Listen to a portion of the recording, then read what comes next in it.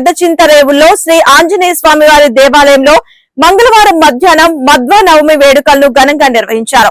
ఆలయ చైర్మన్ గిరిరావు, అర్చకులు భీమసేనాచారి ఆధ్వర్యంలో దేవాలయంలో పంచామృత అభిషేకాలు, ప్రత్యేక పూజలు, పవన హోమం నిర్వహించారు. ఈ సందర్భంగా పలువురు భక్తులు పాల్గొని పూజలు నిర్వహించారు.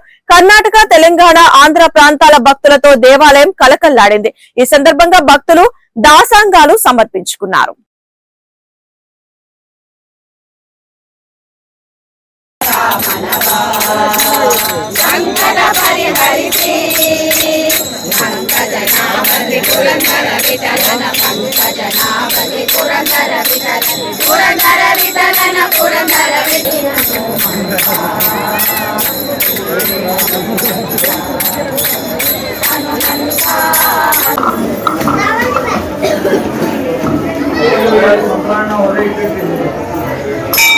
ब्रह्मांड साक्षात् देवं आचार्य